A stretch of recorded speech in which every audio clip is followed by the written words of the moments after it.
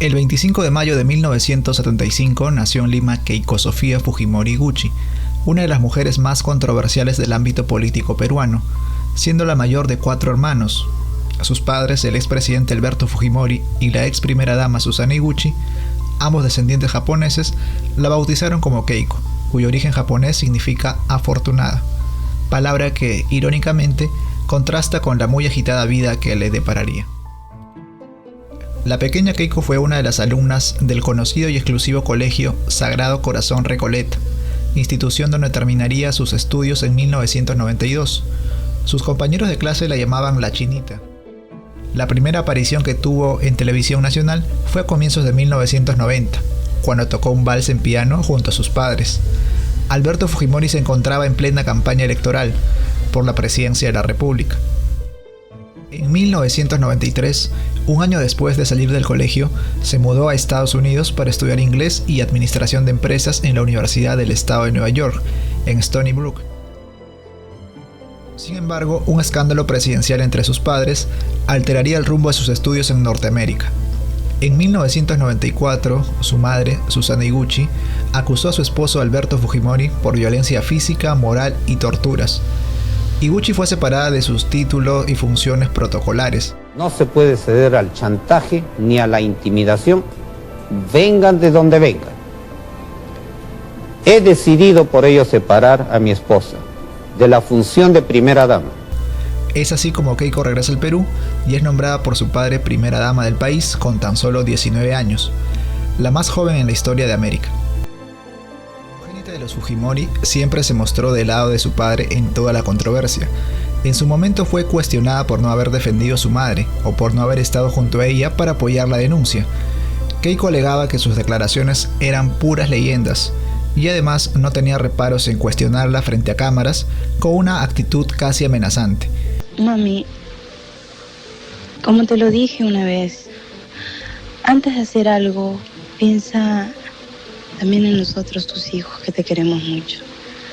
Tú sabes a qué me refiero. Como primera dama desempeñó un papel no diferente a las demás. Durante los primeros años se encargó de acompañar a su padre a los diferentes compromisos políticos y conferencias en el mundo. Era solo una joven de 19 años, en medio de una apretada agenda oficial. Para 1995 regresa a Estados Unidos para continuar con sus estudios de administración en la Universidad de Boston, carrera con la cual se graduó en 1997. Durante ese tiempo cumplía simultáneamente con las funciones de estudiante y primera dama. Sus estudios en el extranjero han sido fuertemente cuestionados de haberse financiado con el dinero del Estado, bajo la ayuda de Vladimiro Montesinos, el asesor presidencial. En julio de 1998 se opuso a la iniciativa de reelección de su padre, al firmar un documento auspiciado por la oposición del Congreso. Sin embargo, ayudó a su padre a presentarse en la reelección de abril del 2000. En noviembre de ese mismo año estalló el escándalo de corrupción de los Vladivideos, hecho que terminó de hundir al gobierno dictatorial de Alberto Fujimori. La primogénita de Alberto Fujimori fue la última en dejar el palacio de gobierno. Era noviembre del 2000 y el régimen de su padre había caído. Entonces, ella tenía 25 años. Así, con el expresidente prófugo en Japón, entre aplausos de los trabajadores de la casa de Pizarro y con una mascota en brazos, se interrumpió por más de un lustro la prematura vida política de Keiko Sofía Fujimori Iguchi. En 2001 enfrentó la investigación de la Comisión Montesinos del Congreso de la República, que buscaba esclarecer los fondos con los que pagó sus estudios en los Estados Unidos. Al año siguiente, la joven ex primera dama, que 15 años después se convertiría en la mujer más poderosa y odiada del país, viajó a continuar sus estudios en los Estados Unidos. Durante este periodo estudió un MBA en Administración de Empresas en la Universidad de Columbia. Además, en esos años, Cupido tocó su puerta. Conoció en los pasillos de su universidad al joven Mark Vito Villanella, quien años más tarde se convertiría en su esposo.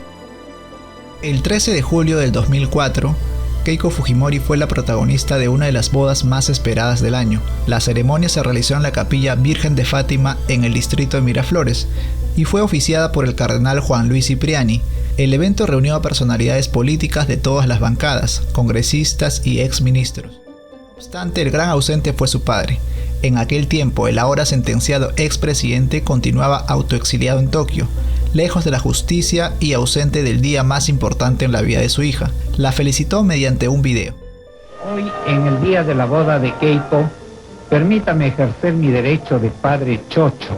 Me siento tan feliz de saber que hoy llegará al altar de la mano de un hombre bueno que la merece, y esa felicidad me va a ayudar a sobrellevar el dolor que siento por no poder estar allí personalmente para llevarla del brazo en el momento más importante de su vida. En las afueras de la iglesia, mientras Keiko daba el sí, simpatizantes y detractores del fujimorismo se enfrentaban a golpes como en un vaticinio de la polarización que representaría años más tarde su incursión en la política peruana. En el 2006, lidera la lista al Congreso por Alianza por el Futuro, siendo elegida la congresista más votada de la historia, con un total de 602.869 votos. ¿Jura usted por Dios y por la patria cumplir fielmente sus deberes y obrar en todo conforme a las normas constitucionales? Sí, juro. Si así lo hace, que Dios y la patria la premien, si no, que él y la nación se lo demanden. El primer cargo que asume dentro del Congreso es el de secretaria de la Comisión Ordinaria Mujer y Desarrollo Social, en el periodo del 11 de agosto del 2006 al 26 de julio del 2007. En total participó de 128 proyectos de ley, de los cuales serían aprobados un total de 37, y de 59 mociones, casi todas de saludo. Impulsó 21 proyectos de ley, de los cuales solo 6 culminaron aprobadas como ley. Durante el periodo legislativo 2009-2010, Keiko Fujimori solo asistió a 7 sesiones de las 42 de la Comisión de Economía del Congreso. En entrevista con CNN, señala que el proyecto de ley más importante que propuso fue el de proponer la reducción de los impuestos municipales para realizar mayor cantidad de eventos no deportivos. Presentado varios proyectos de ley que han sido importantes. El más importante, quizás para resaltar, fue proponer la reducción de los impuestos municipales para hacer mayor cantidad de eventos no deportivos en mi país. A pesar de ello, con respecto a su periodo como congresista, se le echa en cara constantemente su ausencia en más de 500 sesiones. Recordemos lo que le dijo el por entonces candidato presidencial Pedro Pablo Kuczynski en el debate electoral del 2006. Usted en los 1000 días que estuvo laborables que estuvo en el Congreso, faltó a 500 sesiones, o sea, la mitad de su tiempo ahí. Y de eso, 223 días fueron por viajes al exterior. Y de esos, la mitad fueron a Estados Unidos. Aseguró que estuvo de licencia 60 días por su maestría, pero la República comprobó que fueron 96 los días que estuvo en Estados Unidos para estudiar. Kiara nació en 2007 y Kaori en el 2009. Estas son las hijas de Keiko Fujimori. La ley peruana, específicamente la ley 26644, en su artículo número 1, señala que una trabajadora gestante podrá gozar en total de 90 días de descanso, sea prenatal o postnatal. El 9 de marzo del 2010, Keiko Fujimori, con 35 años, recolectaba 1 millón de firmas, 854.000 más de las necesarias para registrarse en las elecciones generales del 2011. Lanzó oficialmente su campaña política con el partido Fuerza 2011, durante un mitin en el populoso barrio de Huaycán, en el distrito de Ate. Completaría su plancha electoral con la presencia del ex ministro de Defensa y miembro del Partido Conservador Renovación Nacional, Rafael Rey Rey, quien asumiría la primera vicepresidencia. Se sumaría Jaime Yoshiyama en la segunda. Además, contrató a Rudy Giuliani, ex alcalde de la ciudad de Nueva York, como asesor. Keiko no quería confrontaciones y arrancó su campaña presidencial con la misma estrategia que su padre. El populismo asistencialista cargaba, o aún lo hace, la cruz de la corrupción y violaciones a los derechos humanos. Competía contra Toledo, de Perú Posible, y Humala, del Partido Nacionalista Peruano. Su plan de gobierno 2011-2016, por un Perú con orden y seguridad, que crece más y comparte, el crecimiento en democracia. Contemplaba ideas como seguridad ciudadana, aumento de penas para delitos específicos, reducir la pobreza, libre comercio, etc. Buscó desvincularse de los escándalos de su padre y de su mandato. La votación del 10 de abril de 2011 llevó a la segunda vuelta a Keiko Fujimori y a Ollanta Humala, como se pronosticaba. Kuczynski y Castañeda decidieron apoyar a Keiko, mientras que Toledo a Humala. Las últimas encuestas indicaron un empate técnico.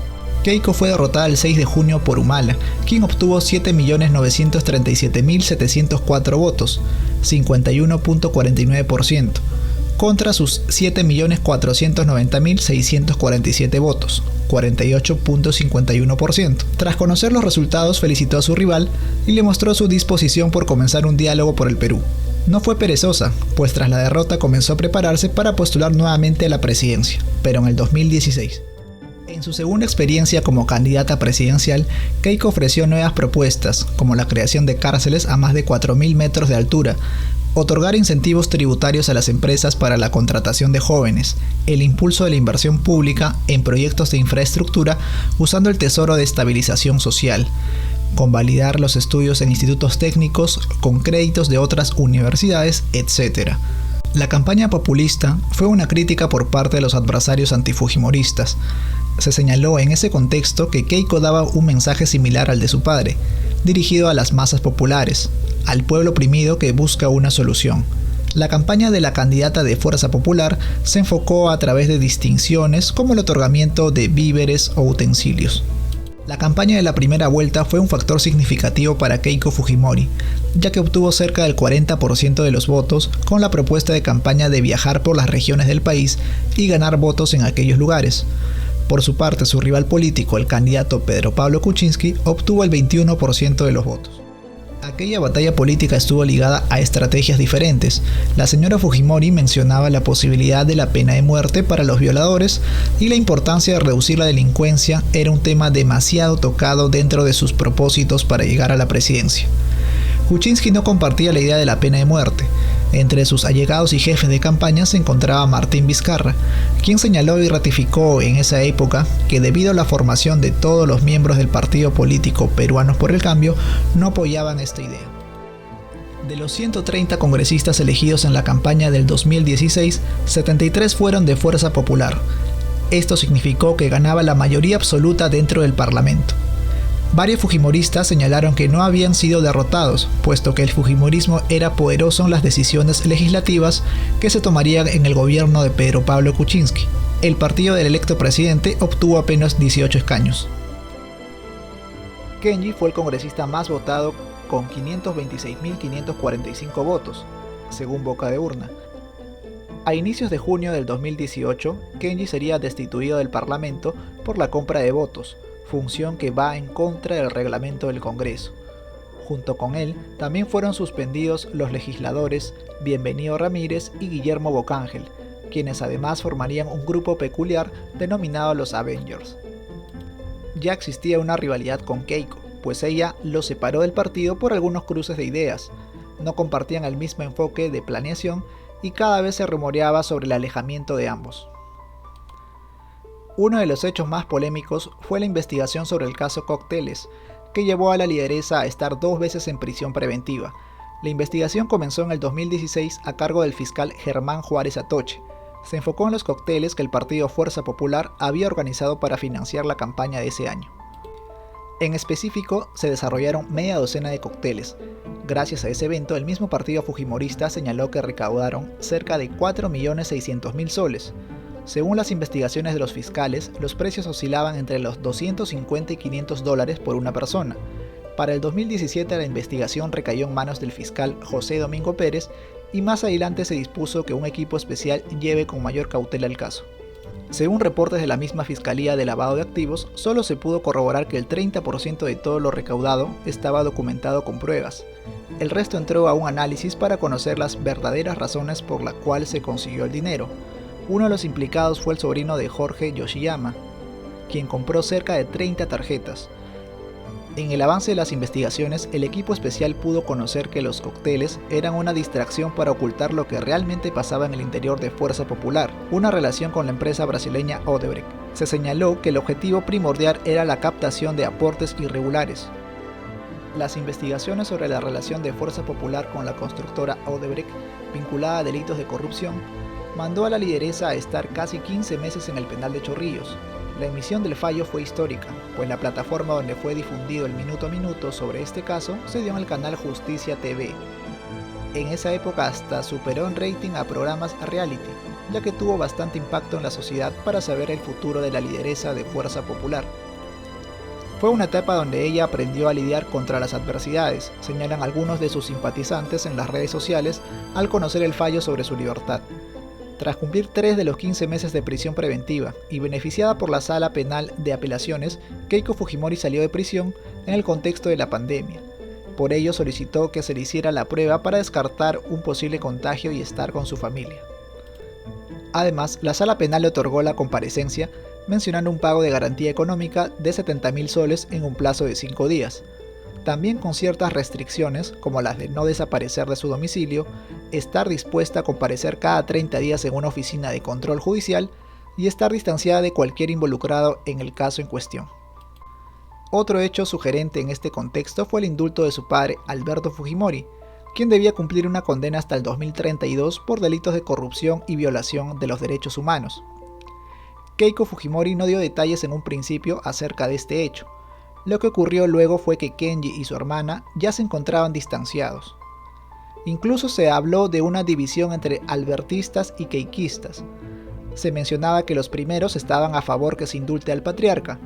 Por otra parte, los keikistas apostaban por el liderazgo de su lideresa y señalaban que el indulto era una posible desventaja si Keiko pretendía llegar a la presidencia. El Juzgado Supremo de Investigación Preparatoria de la Corte Suprema anuló el indulto en octubre del 2018. Consideraba que carecía de efectos jurídicos y ordenó que Alberto Fujimori vuelva a prisión.